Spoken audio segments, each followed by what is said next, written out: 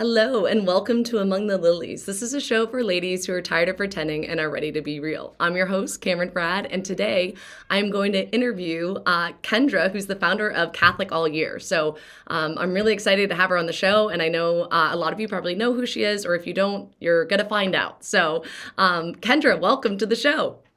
Thank you so much for having me. Yeah, it's so nice to have you. Why don't you go ahead and tell my listeners a little more about yourself and what you do? All right. My name is Kendra Tierney. I am a mother of 10, and my husband and I and our kids live in the Los Angeles area.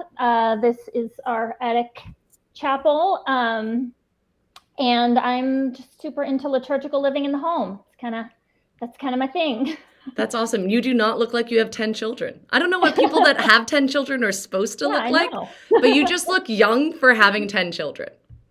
Well, you'd think that with the full head of gray hair, people would believe me now, but still, no. So. You have good skin, you know? All right. That's it. It's the curse of having good skin. You just are gonna keep looking young. But yeah, I think the gray hair would help. I tell my kids, I'm like, you gave me most of my gray hair. That's right. I can't really blame mine on my kids. I started going gray in college, so. Oh, wow. Yeah, so you can't. Oh well. All right, so tell us a bit about what you do about Catholic All Year, and I want to get into Lent. I'm really excited for what you have for Lent, but why don't you just tell us, how did you start this? When did you start it? Yeah. So the Catholic All Year is really just the idea is to base our faith in our practice of the faith in the home around sort of the framework of the liturgical calendar. And it started for my family really when I guess my oldest son was, around 3 or 4, and really starting to ask so many questions that I didn't know the answers to. And I was raised Catholic. I had all of my sacraments, but really no Catholic traditions in the home. No saints' days or, rosaries or stations of the cross or anything like that. We did our sacraments. We went to mass. My mom took my sister and I. And that was about it.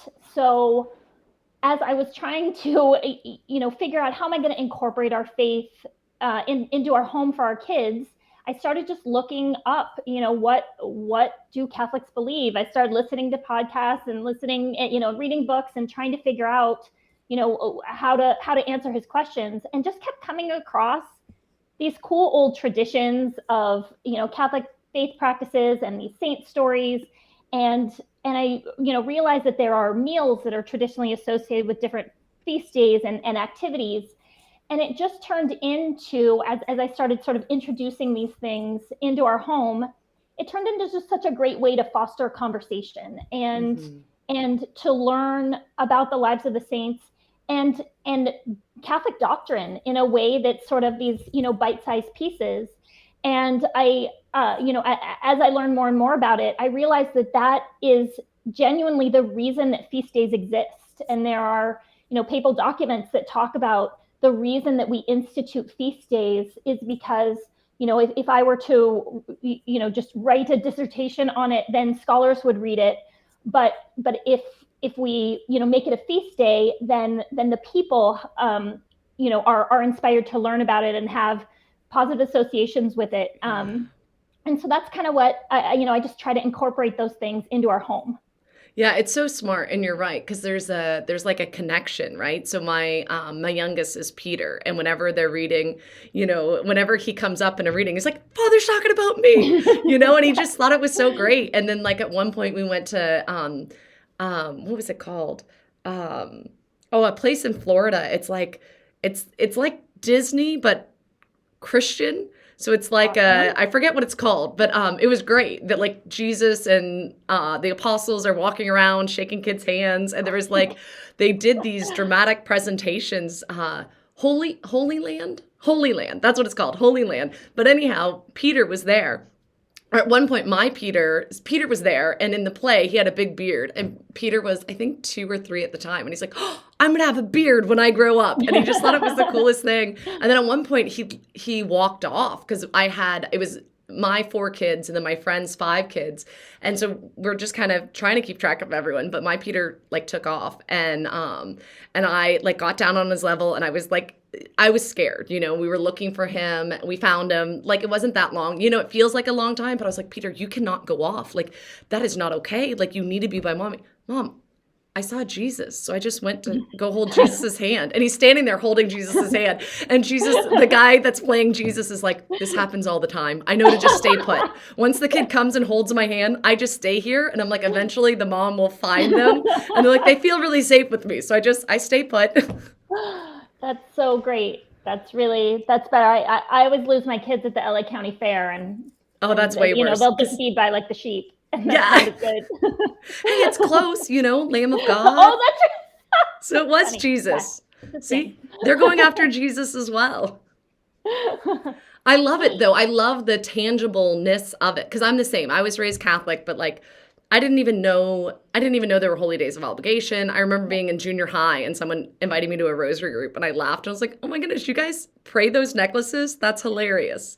I had the glow in the dark one, and that I got for my first communion, and I would charge it on my light. Yes, before me too. I would turn it off, and I would just hold it and go to sleep. I had no idea that it was anything more than under the sheets nightlight. Right? Yeah, it was the same. My great grandmother, I visited her in the nursing home, and she had her rosary, and I said, I was like, Grandma Smoodin, do you want to pray the rosary with me? What are you talking about? No, these are my holy beads. No, I just hold them. And I was like, oh, okay. I'm like, I guess she never really learned. She was like 99 or 98 at the time. And then, yeah, so it's so good to instill it into our children young. And I think being a busy mom, it's hard to figure that out. So like, I applaud you for you figuring it out, but I love that you didn't just figure it out for your family, that you're sharing it with all of us. Well, yeah, and I mean, I'm big on trying to share, what I've found that works, because it's so overwhelming, and moms have so many obligations and responsibilities, and we're pulled in so many different directions.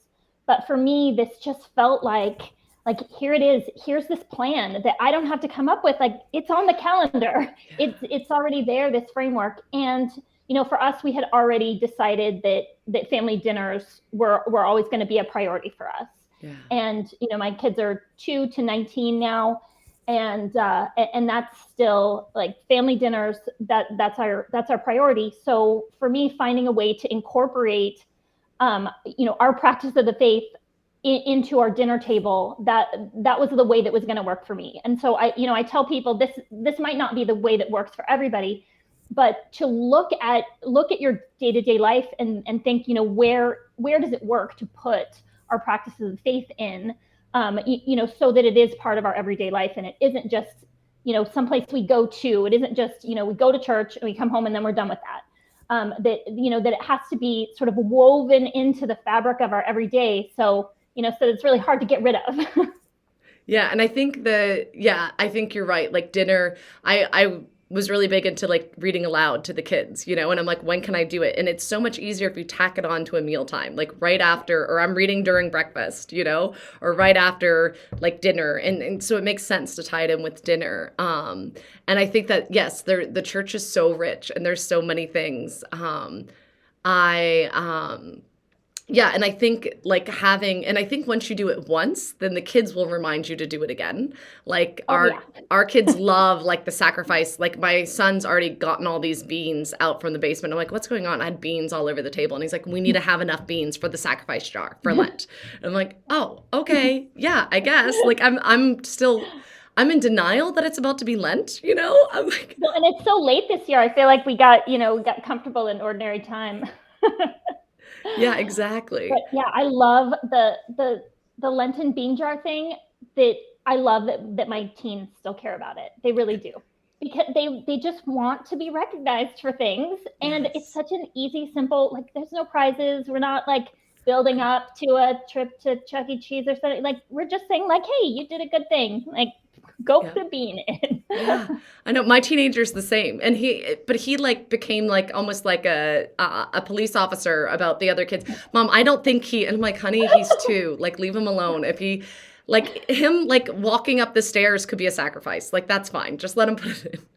Like, bean worthy. That's you wouldn't think that that would be, part of your language, but it is around here, whether or not something is bean worthy. I love it. I love it. So tell us about your Lenten stuff, and especially as we're coming up, on Lent. Yeah. So when I started my blog in, I think, 2013, and it eventually became a book, and now we have a lot of resources that people can get through there. But they, the first things, the first resources that I created for people were Lent, because I just feel like we all feel that pull to do Yes. something for Lent, and to try to figure it out, and that the way sort of to incorporate that into your home isn't necessarily as obvious as with Advent and Christmas.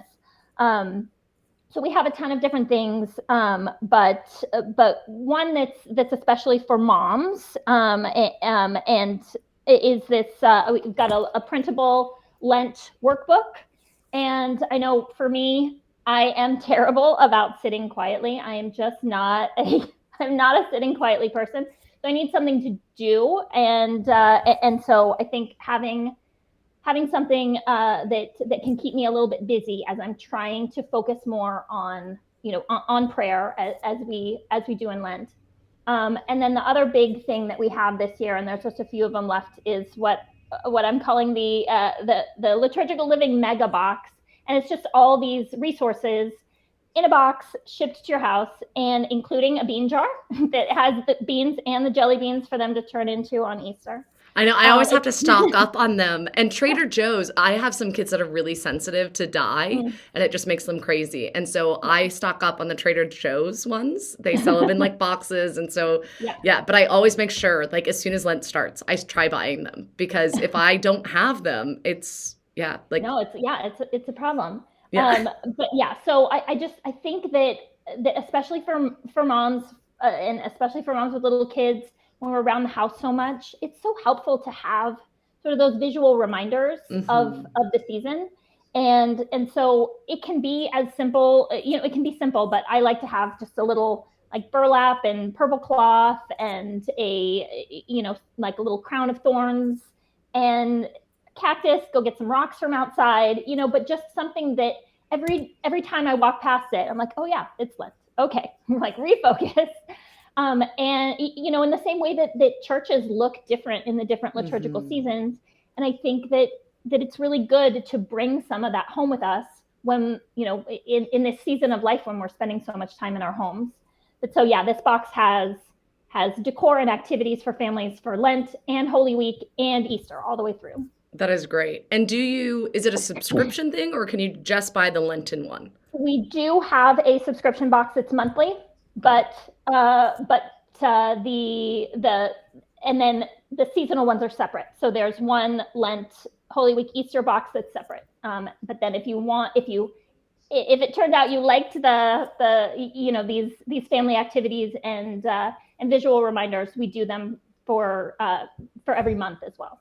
Nice. Yeah, and your stuff is just beautiful. Like I was just scrolling around like on your Instagram and it's just um yeah, it's not just and I appreciate that. Like I love beauty and I love that it's not just I don't know, it's not like okay, well it's Catholic, which is good, but it's really ugly and it's like this paper thing that I'm going to put up that's like it's good quality and it's beautiful. It's things that are pleasing to the eye.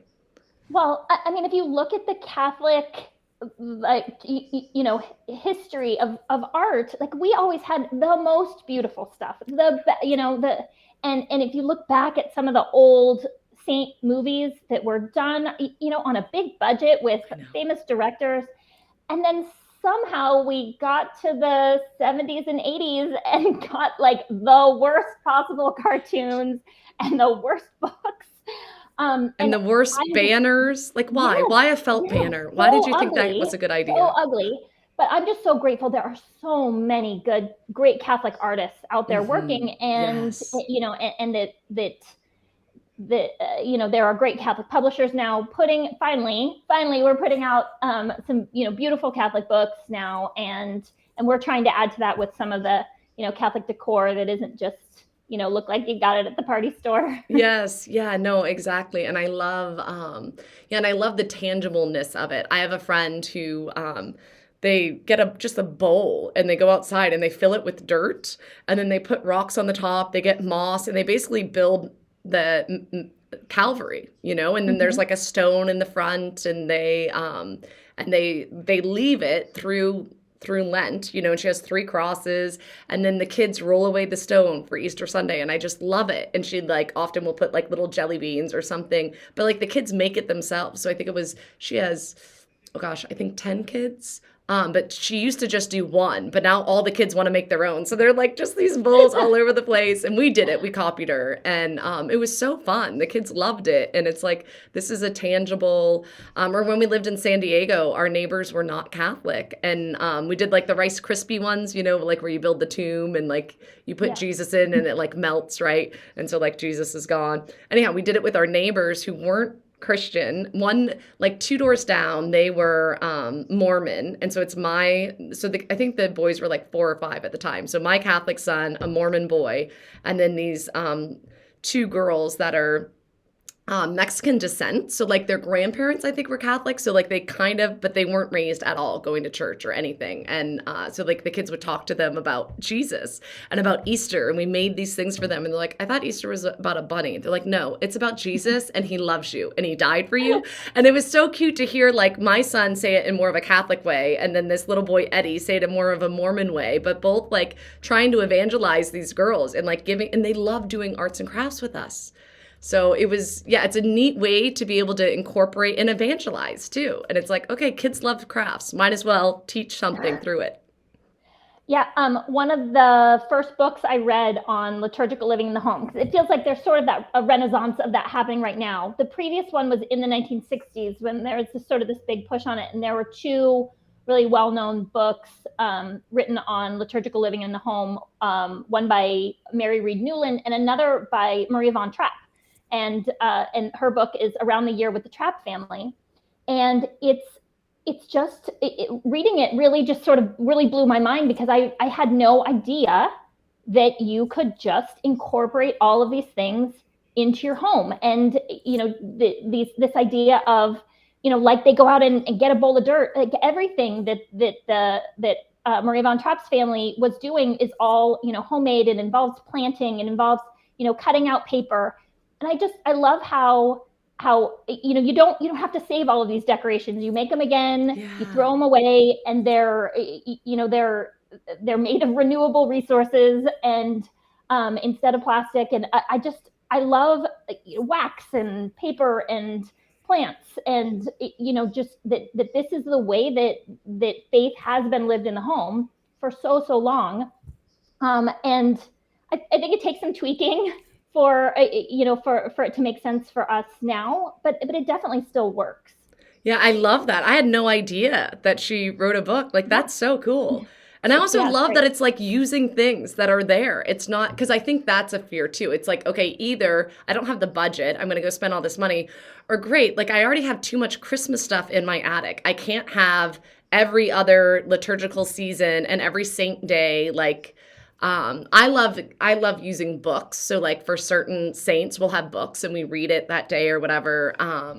But I wasn't raised with it and I wish I was better at it. And oftentimes it's my kids that'll remind me, Mom, do you know whose feast day it is today? And we didn't do this. And I'm like, oh, I'm sorry. We should do that. You're right. But that's what I really love about these foods that are associated with different saints days, because I'm gonna have to make dinner anyway, right? Like my kids, they want to eat dinner every night, Right? I and know. Mine too. Funny I thing. know they're so pesky about it. And so like it requires some planning ahead. And there, my kids will sometimes look at the calendar and they're like, but Mom, it's this day. I'm like, all right, fine. Now I have two drivers in the house. And they're like, okay, you guys go to the grocery store. I will make it.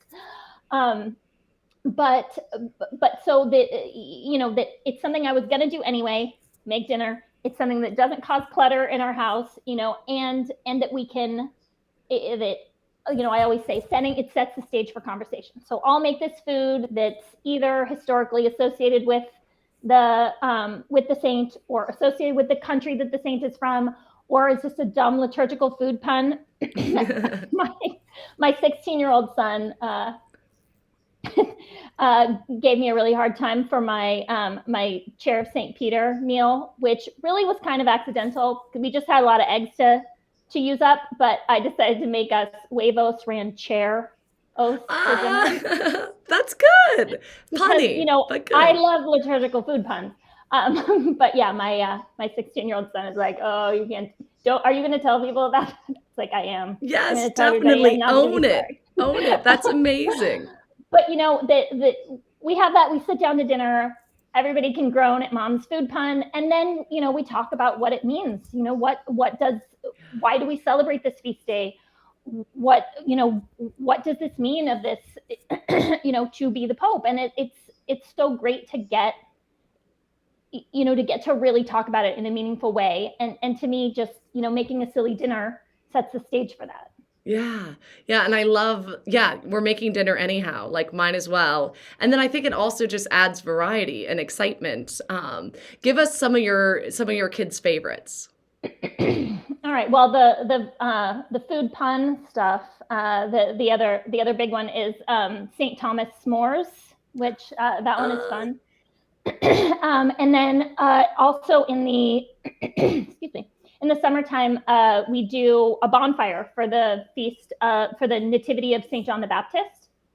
And I love that because that's like the oldest recorded liturgical living in the home traditions, that people have been recording these bonfires in honor of St. John the Baptist since like 100 AD.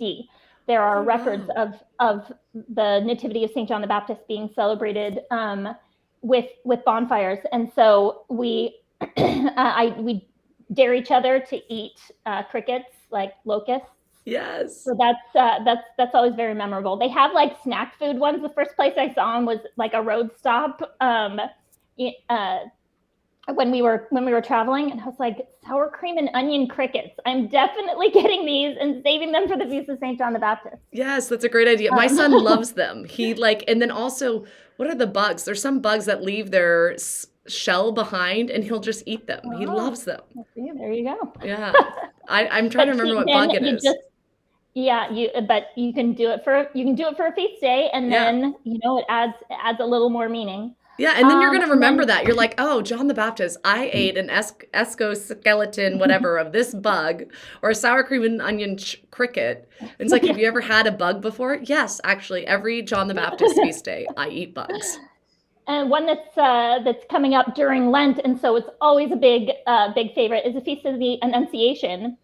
So this is it's a little bit of a drawn out association. So in Europe, the Feast of the Annunciation is known as Our Lady's Day, and apparently in Swedish, Our Lady's Day is Varfrudagen, which sounds a lot like Waffeldagen, which means waffle day. So that's a like medieval Swedish food pun, and I am there for that. So we always have waffles for dinner on the Feast of the Annunciation, and breakfast for dinner. It's easy and blows kids' minds. They love it. Right? Exactly. Oh, that's so good. And then is it like the same every year, or have you had some that like totally flop, or you find out another one, you're like, actually, this would be better? Yeah, absolutely. It is definitely a process. And the other beautiful thing about sort of basing this on this framework of the liturgical year is that if I am pregnant and sick and I'm just not able to do it, you know what? It's going to come around next year. Yeah.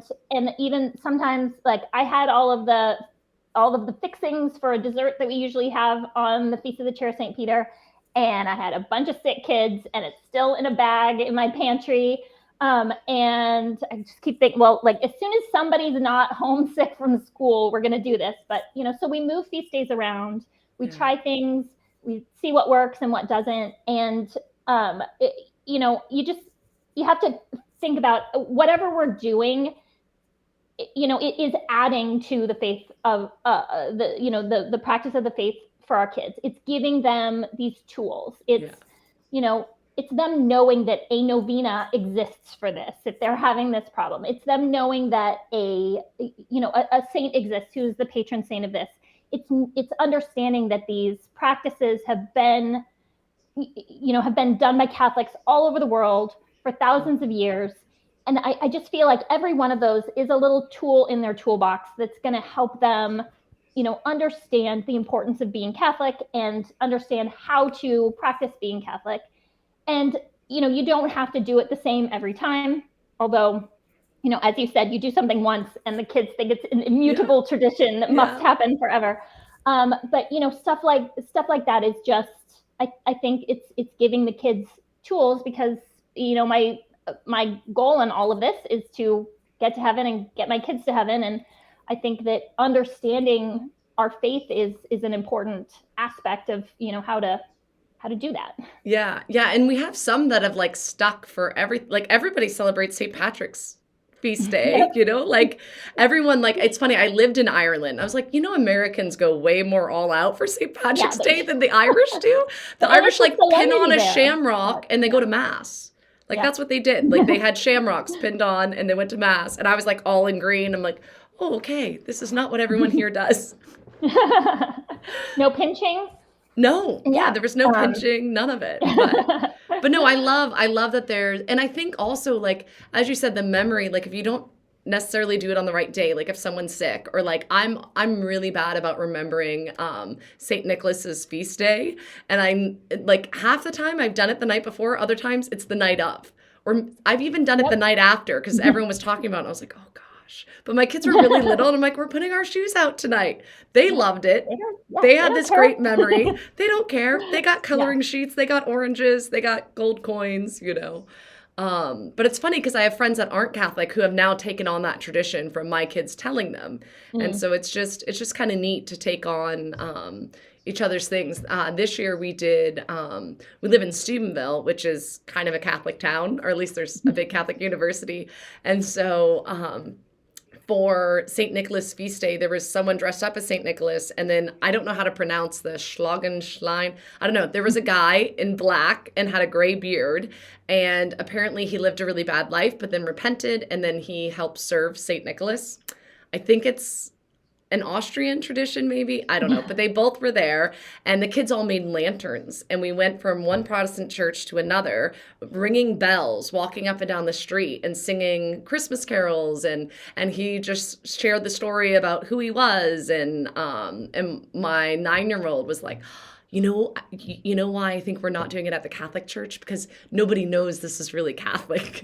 And I think it was just the distance. They picked these two Protestant churches. But then at the end, he had all the kids go and, say a prayer at the, to baby Jesus. And I just thought it was so great. Like my kids remember that. These other people are like, oh, we want to do this. And it just becomes a tradition. And it's like, this is a great way to celebrate. And I think having other people that have, and I love that you've pulled some older things too.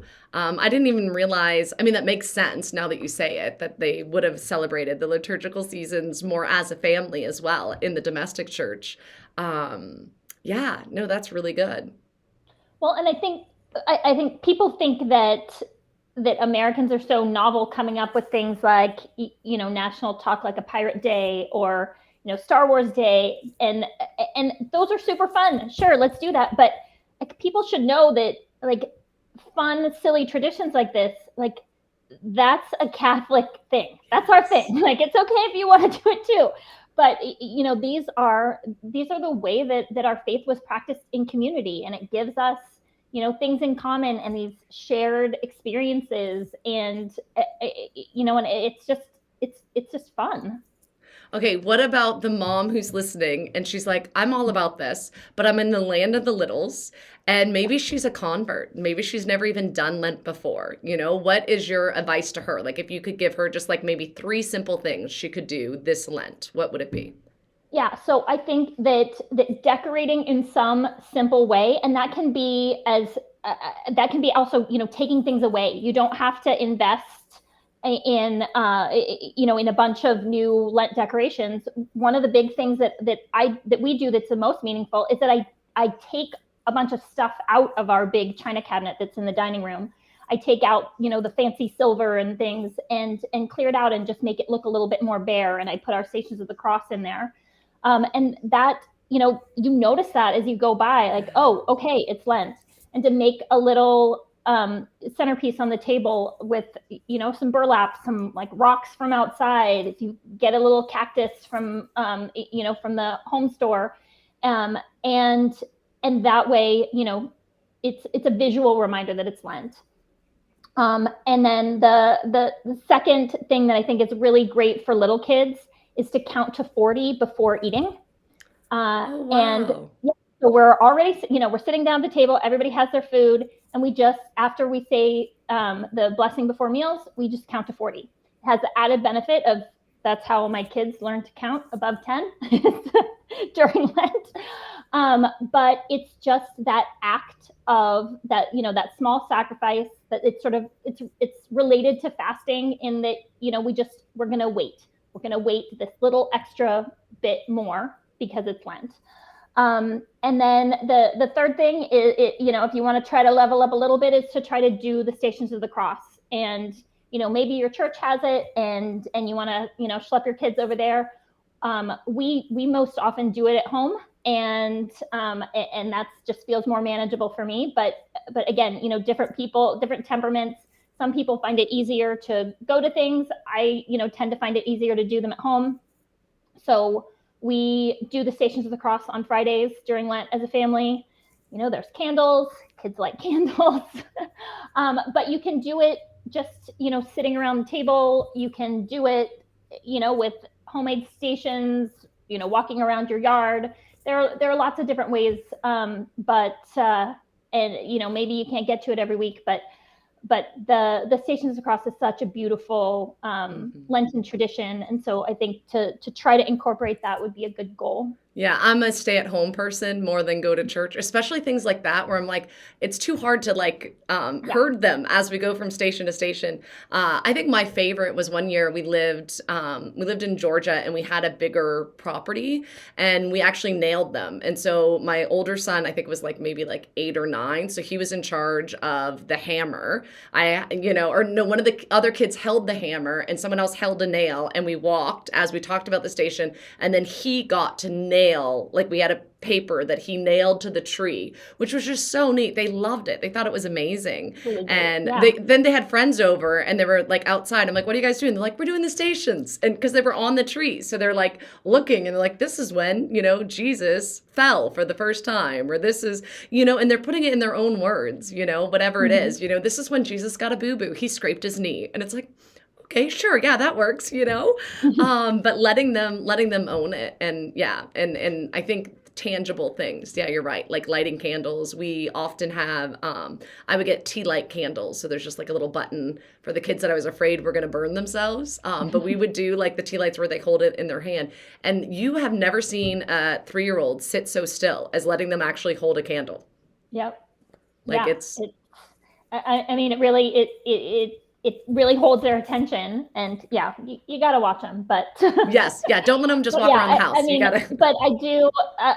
We do really try to, to under supervision incorporate things, like fire and greenery and things that are part of of traditional practice of the Catholic faith. Yeah, I love that. I love that. And then do you do like a Mardi Gras? Do you do a Fat Tuesday? Like, what do you do?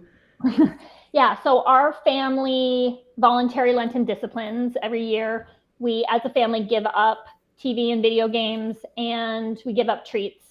So we do a big Fat Tuesday where we pull out all of the treats in the house.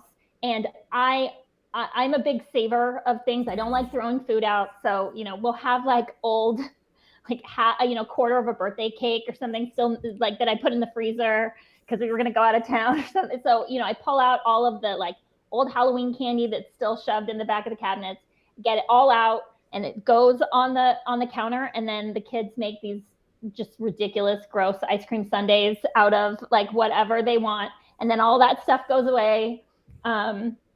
And so it's out of the house. And we usually watch a family movie. We often watch the Princess and the Frog because it's sort of Mardi Gras Yeah. themed, and teaches you to not make deals with demons. So Right? Yeah. it's, Don't I get mean, involved in voodoo. Good right? lesson. Yeah, it's a good lesson.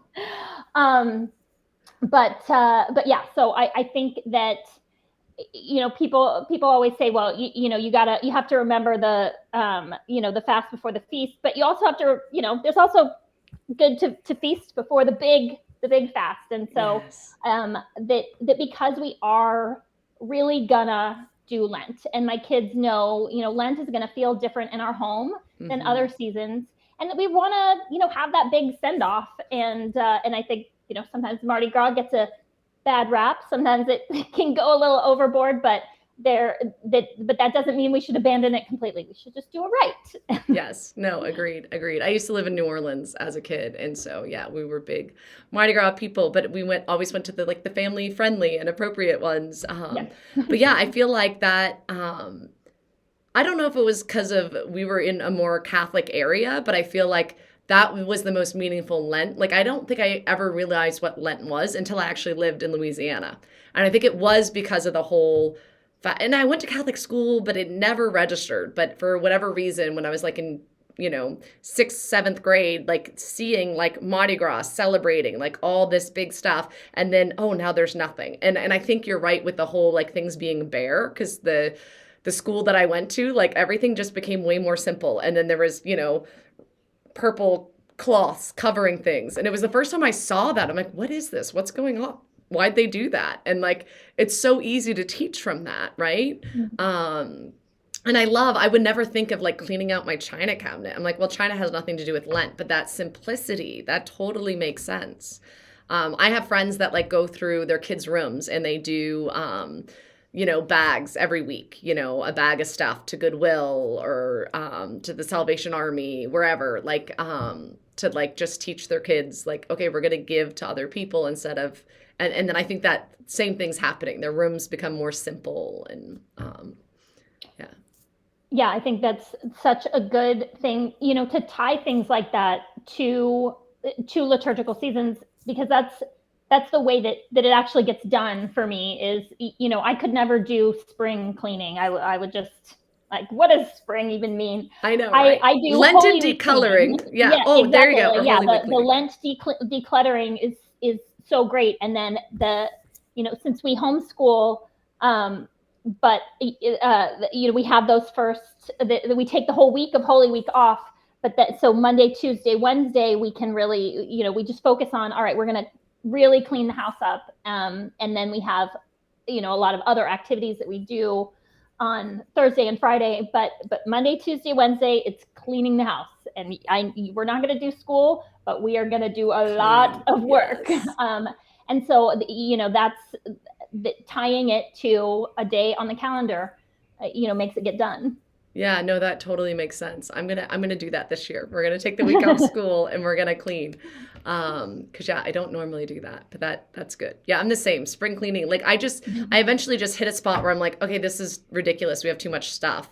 And I Yeah. like start doing bags to go to charity shops. My husband just throws it away. And it's like, okay, dad's gonna check your room, so clean it or you know what's gonna happen. Dad just throws stuff away and it's like, nope, it wasn't put away. If you don't know the proper place, it's gone.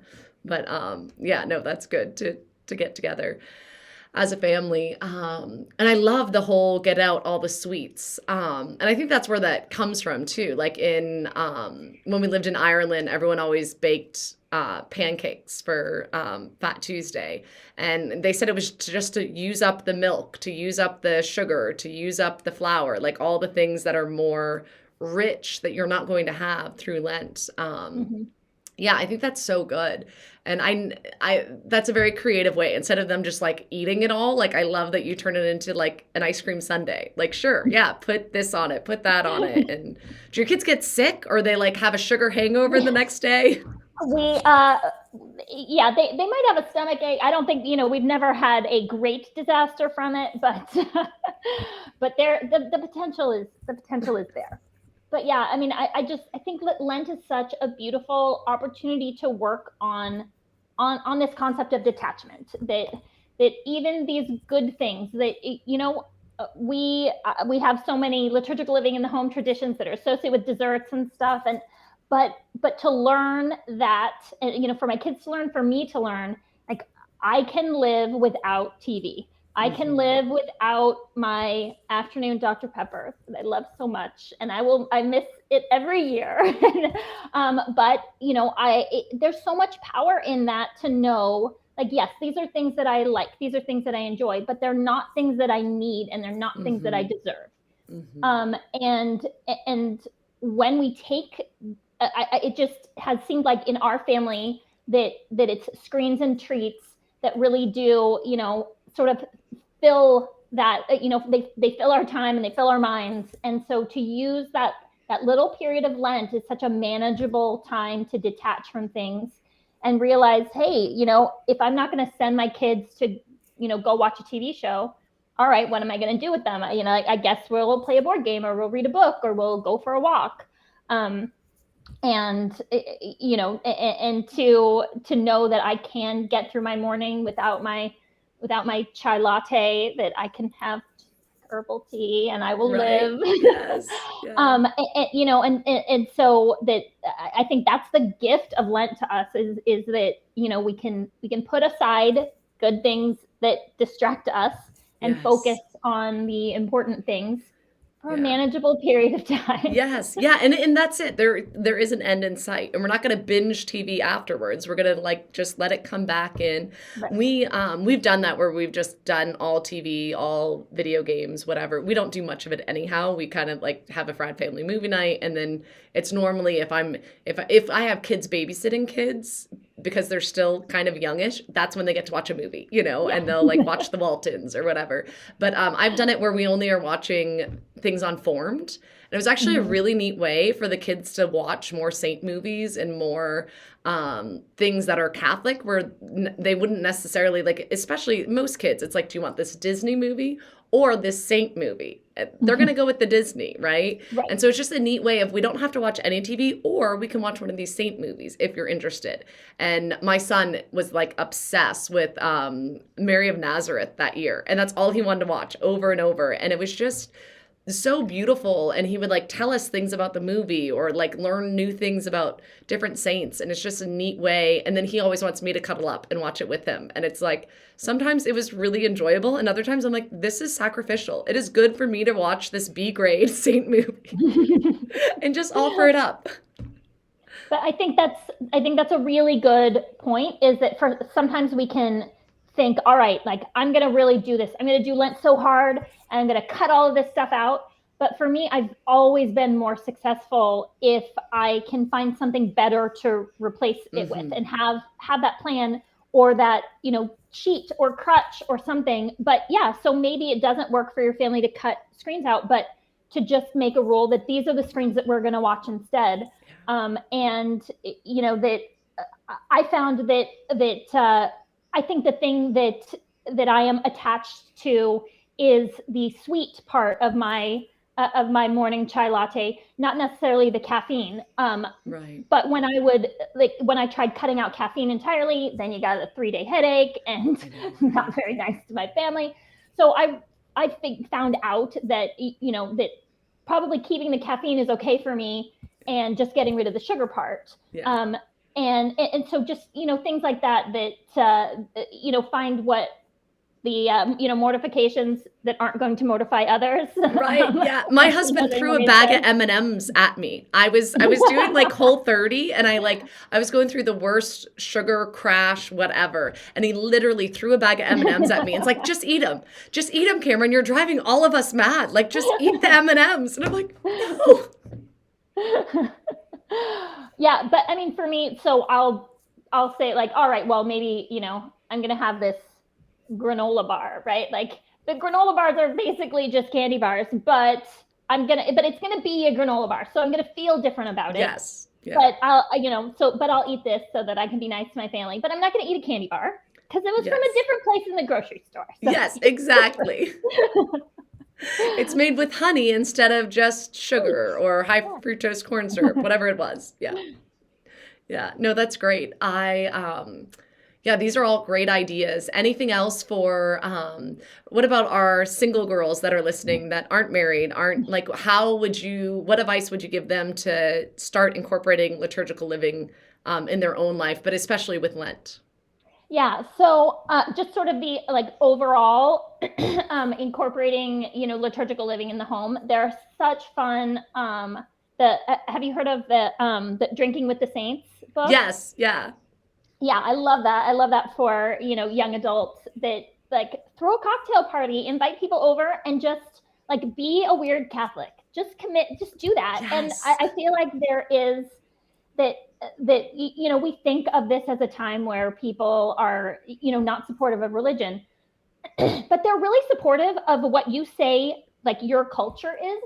And Yes. if you come up with these like weird old traditions, like, and here's this drink that I'm supposed to drink on this day, people will be like, that's so cool. I love that. Yes, And then exactly. you can talk about like where this saint was from and what the story of his life is. Um, but yeah, specifically for Lent, I think that um, uh, it's hard as somebody who is still really in the throes of a lot of little kids and a lot of people in my house, to imagine like, what would Lent look like if it was just me here. Um, uh, but but yeah, the prayer and fasting and almsgiving is what the church holds up as our ideal Hmm.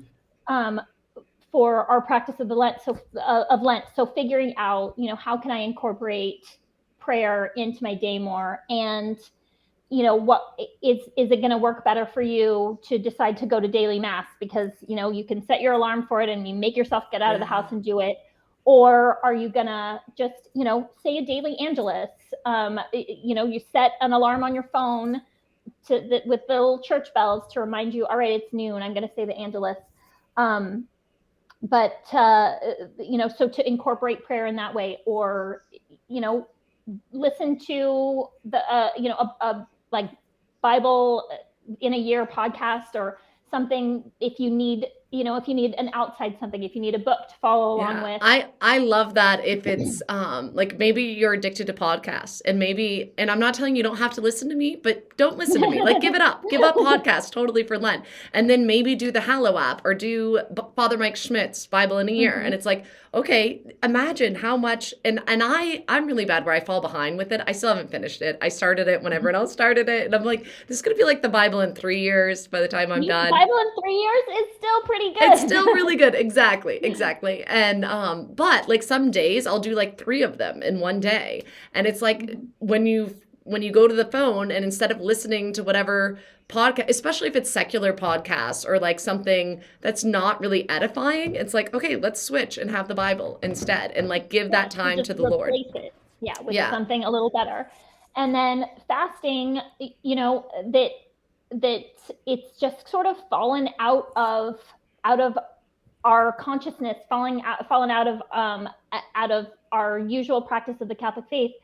But fasting has been a really important, tool for Catholics for a long for since before since before there was a Christian faith. That and so I think I keep thinking, well, actually this will be trying to think either my I think this will be my second Lent ever not pregnant or breastfeeding.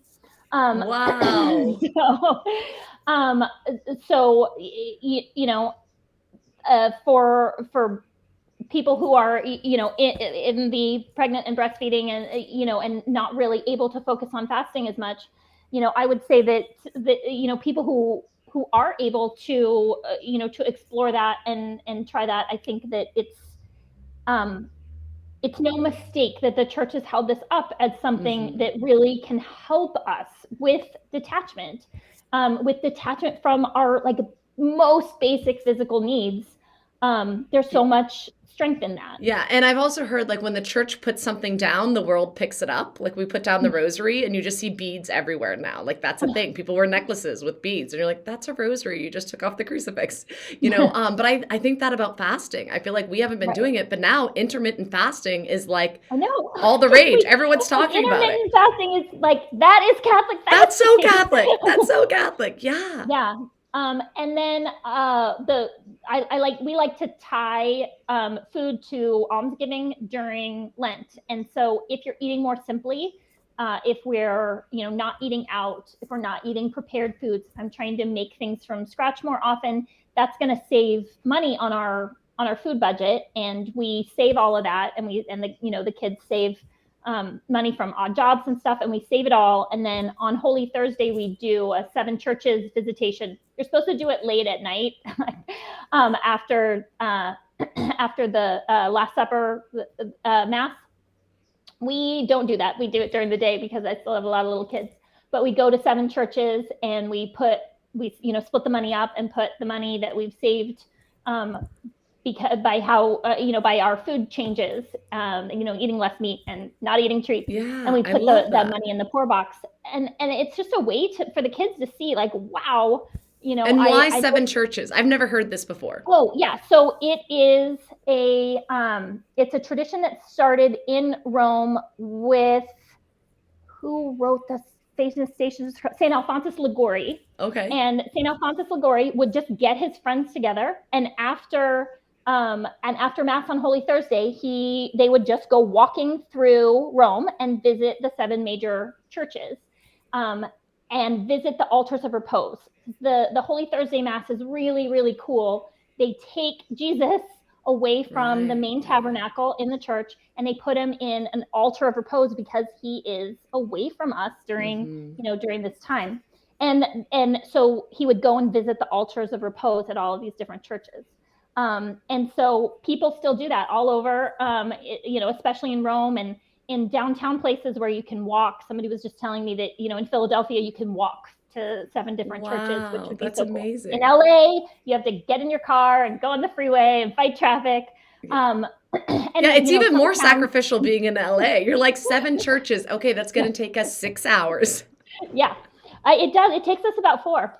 Okay. But and some people don't have. I bumped into somebody at doing this a few years ago, and he said, in my town growing up, we only had 1 church, so my mom would take us in and out of it 7 times Oh, there you go. Got to do creative. it. To do it in the one.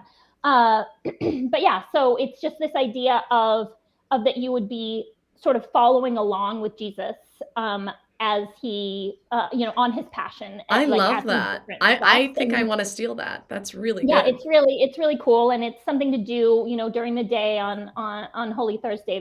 That's meaningful, and it's cool. Even during the day, it's supposed to be an at night thing, but even during the day around LA, we'll bump into people like, oh, I saw you at the other church.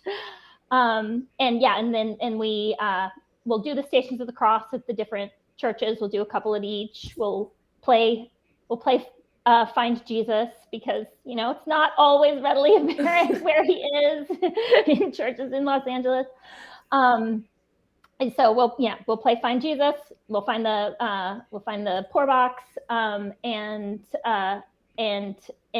be able to see, like, here's something that we did as a family that created these alms that we can share with others. Yeah, I love that. That's amazing. And do you have like a special container that you're putting the money in throughout Lent? Yeah.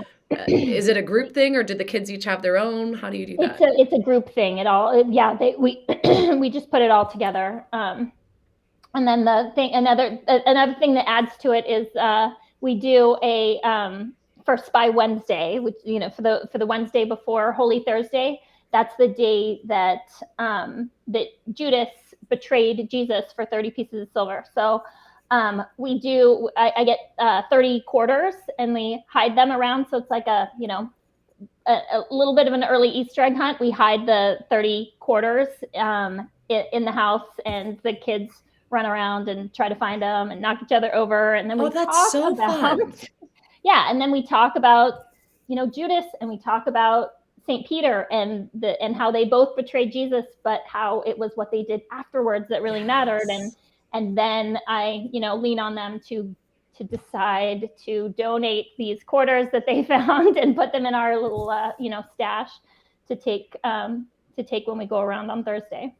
Do they all always donate the quarters? Yeah, they always have. I think it was it was a little bit of a harder sell at the beginning, but now the big kids are used to it. The little kids are like, all right, All right, if the big if kids are they're doing it, doing it, yeah. then I guess we better do I feel like it. I have a couple kids that'll be like, no, I will give like 1/10 of my quarters. Tithing, I mean, that's biblical. I know, right?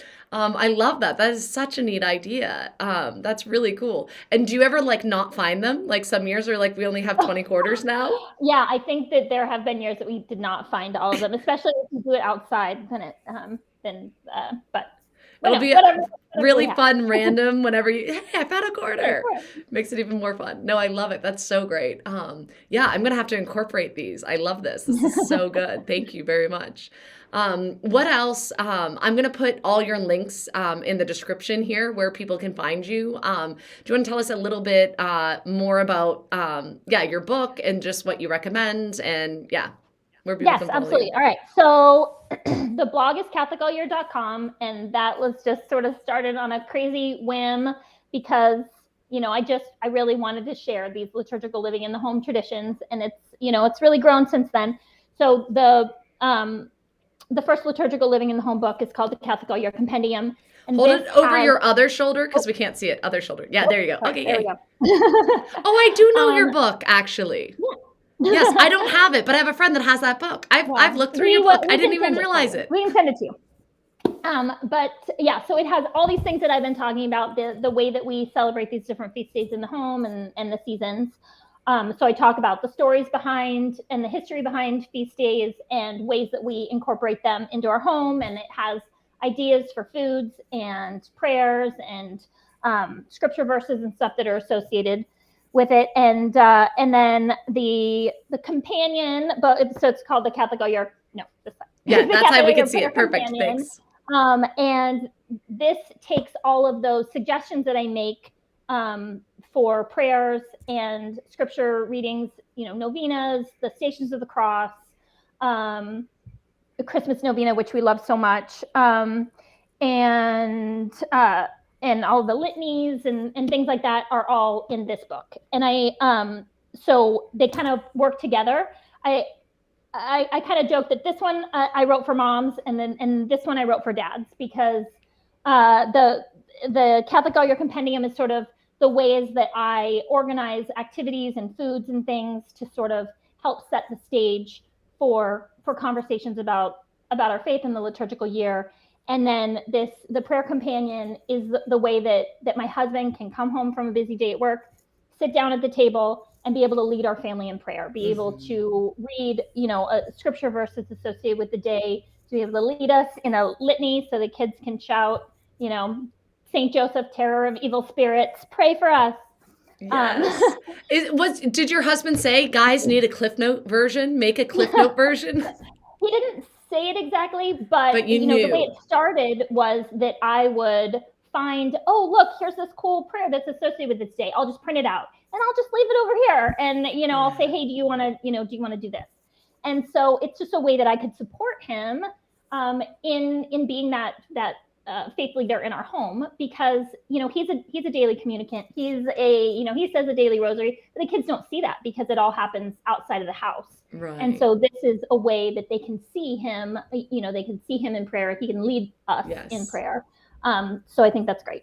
And then other things on the website, I've got a wall calendar that has all these feast days and tells you when there are ideas in the books for them. I've got a membership, so you can get printable resources for liturgical living for the upcoming month. I have got a subscription box that will get you, actual stuff. And so it really has become this all-encompassing thing But It's so I great. love I'm it. I so love it. glad that you've Okay. done this. Thank you. Because it takes the guesswork out of it and then it just makes it easy. Like there's something beautiful to be like, okay, it's all right here. Or like last minute, oh gosh, what am I gonna do? And you're like, I could just print this off, you know? Yeah. Yeah, no, Yeah. it's great. Yeah. I think you're helping a lot of different women and different stages and seasons. And I think it's good yeah, to start young. And as you said, like there's no guilt. Like this feast day will be around again next year. Like the church Yes. doesn't be like, Yes. sorry, you missed it. That's it. Your kid will never ever learn about this obscure saint.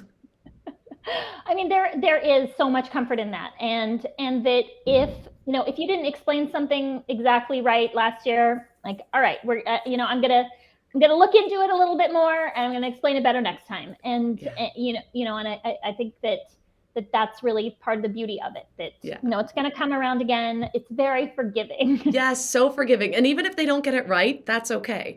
We were doing a homeschool hybrid and my son was in pre-K 4 and it was the feast day of St. Thomas Aquinas and his teacher said that to the class. And my son raised his hands like, "I'm sorry. No, I think you mean pints with Aquinas." And she's like, "Sorry, what?" And she's like, "You said that his name was Thomas Aquinas. It's not. It's pints with Aquinas." And just because he had heard No. that so many times, Yeah. he was 4. He didn't know that his name is Thomas. And so he came home and we talked to him. I'm like, his name's Thomas, right? And he's like, Pints Thomas Aquinas? Or is it Thomas Pints Aquinas? Like Pints had to be like his middle name or something. But Right. it's adorable. He knows who Thomas Aquinas is now, but like, Hey, that's okay. important. Yeah. So if you don't quite get it right, that's okay. It's fine. And as you said, like you can get it right next year or the year after or eventually. But yeah, I love that we learn through our mistakes. And even if we have a total flop of a meal, like maybe your kids don't like it or maybe whatever, like it's still like you've made a memory of something and it's yeah. Yeah, one of the first things I tried is I decided, all right, I have this heart pan, and I'm gonna make. I didn't have time to make a cake. I'm gonna make a heart Jello mold for the Feast of the Sacred Heart, and I like loosen. I put it in water for too long to loosen it. I turned it upside down, and it was just like plopped out and like oozing, gross mess. It looked terrible. But I put some like orange segments on it. I sprayed some whipped cream on it, and my at the time 4-year-old daughter came in, and she's like, "Oh, mom, it's so beautiful." And it was not in any way beautiful. It looked horrible. But kids don't care. They're getting Jello. So that's what I would say. Just start when your kids are little. They're gonna think you're amazing. Yeah. Yeah. Or incorporate your older kids. Like that's what I do. I feel like there's things that I've like forgotten to do, but an older kid has done it for a younger one. I'm like, "Oh, I'm so glad you did that," you know. Yeah, it's so nice to now be, to have kids who are old enough to actually do some of the cooking, to remind me when when I have forgotten about something. And yeah, it really and it really keeps the older kids engaged, because Yes. there are little kids who are getting to experience it with the wonder that they used to have. Yes. All right. Well, thank you so much. I really appreciate you taking the time out of your busy day and coming on and sharing with me and my listeners. So thank you so much. Thank And you. we'll put all the links for everyone to follow you and where to get your books down below. All right, awesome. All right. Thank you so much. God bless. Bye, Kendra. Bye.